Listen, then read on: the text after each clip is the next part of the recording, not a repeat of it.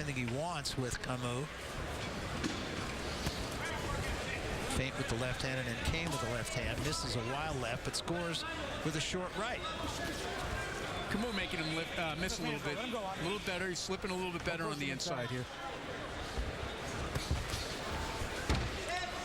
Camus trying to work in behind the jab, but not successfully so. And even in close quarters, Ward getting the better of it. All right, here's what Andre Ward had for his man in round two. A big right hand. I'll tell you what, Camus took it well. He's a durable guy, but so far he's taken too many. And unable to really generate anything on his own. The speed of Ward is obviously keeping Camus at bay. Yeah, he really hasn't landed an effective punch yet.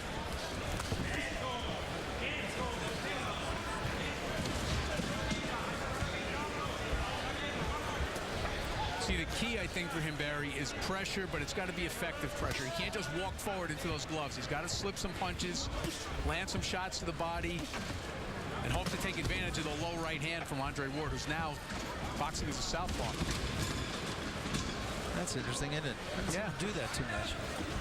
You know, I hate to belabor the same point, but could it have something to do with the knee? Well, maybe.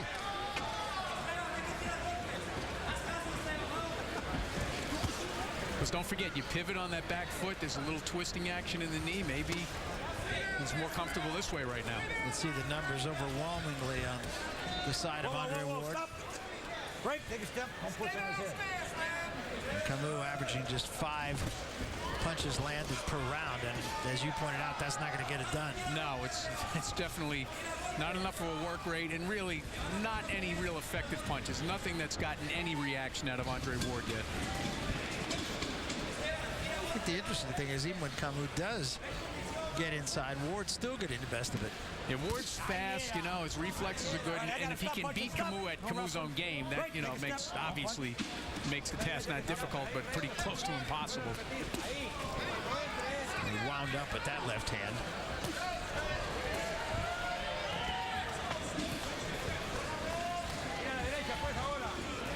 Ward's fought this entire round as a southpaw. Yeah, it's interesting. It'd be interesting to talk to him about that.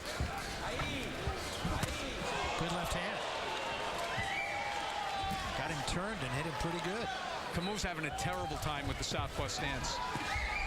And now he covers up, and Ward connects with about 4 punches. And he's doing a pretty good paint job on him now. Oof, straight a little low. Yeah, a little bit.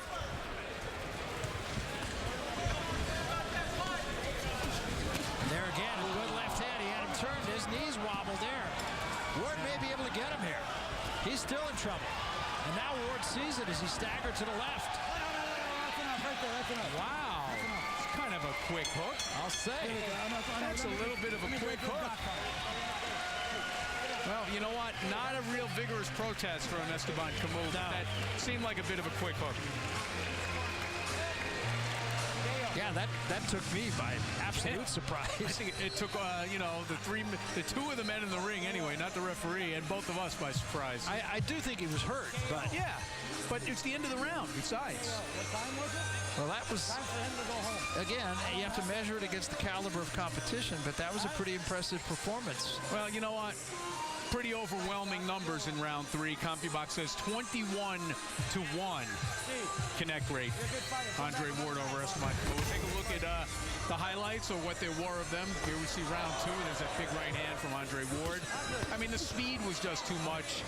Camus certainly outgunned, never really got into his fight plan, and now here's the final round of the fight. You see that actually Camus made him miss a couple of punches and then got hit at the end of the punch with that left hand, went into the ropes.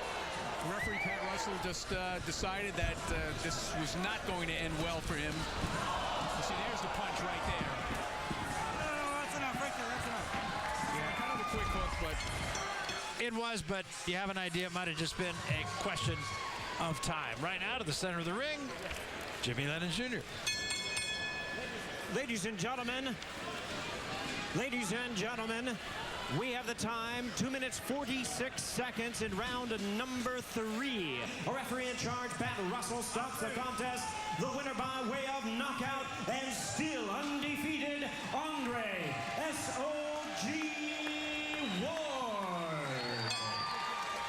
So Andre Ward runs his record of 17 up and none down, and he did it in impressive fashion against an outmanned Esteban Camus, who I really didn't think, quite honestly, would be quite as outmanned as he was. So the 2004 Olympic champion, the only Olympic champion, remains undefeated and a factor. We welcome you back to the Morongo Casino Resort and Spa. We are here in Cabazon, California, and Andre Ward, very impressive in a win over outmatched Esteban Camus. And you can see how lopsided this fight was, as Andre Ward landing 78 of the 265 punches he threw. And for Esteban Camus, only able to land 11 of 94, just 12% connect percentage. A complete victory for Andre Ward despite the quick hook. And right now, the winner is with Wally Matthews. Wally. Thanks, Barry. Let me just say this to you before I talk to Andre. I asked Esteban Camus about the stoppage, and he said, hey, no problem. If the fight had gone any further, he would have punched me more. And I think you would agree with that, wouldn't you, Andre? Yeah, he was a very tough fighter. I saw him against 2 prospects at the time, Jean Pascal and one other prospect, Anthony Hanshaw. And he was a tough fighter, so I expected that tonight. All right, so you made a successful return tonight. And the line of questioning today was, have you come back too soon from the knee injury? Any problems with it at all? Well, the answer is no, and I think we showed that tonight. But really quick, I just want to thank Dr. Warren King, my surgeon, and my physical therapist, Dr. Donald True, for helping me get back, and my church family for sticking behind me. I felt good. I felt really good. We got through a hard camp, and that was the test right there. So if I could get through camp, I knew I'd be ready for this. All right, now, you went through the entire 3rd round boxing as a southpaw. What was the reason? I just felt like I could do it. It was a night tonight where I worked really hard. I was happy to be back. So, we had a basic game plan, but I just wanted to come in here and fight off of instincts. And, at the start of the 3rd round, I said, you know what, let me go southpaw and see what happens. So it turned out good. The result actually, seems to justify it. We're going to take a look at the end of the fight right here. The monitor's in front of you, and you can call the fight. Yeah, I could tell he was wearing down. He wasn't responding. I knew it was just a matter of time before I caught him with a good shot and put him down, or the referee stepped in. So I just wanted to keep putting my punches together. I heard the ref saying, show me something, and there it was. So it could have went on a little bit more, but I don't think it had to. There's no sense of letting that go on. There's another angle there. Now, clearly, the point was proven, and we saw the final punch count numbers there. Right. Overwhelming edge for you in punches thrown and landed. Now, we talked to you earlier today about, the pace of your career, 16 fights in 4 years. You say that you feel like you're going at the right pace. Right. Is 2009 going to be a busier year for you? I think 2009 is going to be our year. It's tentative now, but February looks like I'm going to be in my hometown, and then after that, I'm ready for the top 10. I'm ready to take my game to another level. I want to prove to myself, like we talked about in the meeting, as well as to the general public, that I belong. So I'm ready to go. All right, Andre Ward, big winner here tonight over Esteban Camus. Let's go back to Barry at ringside.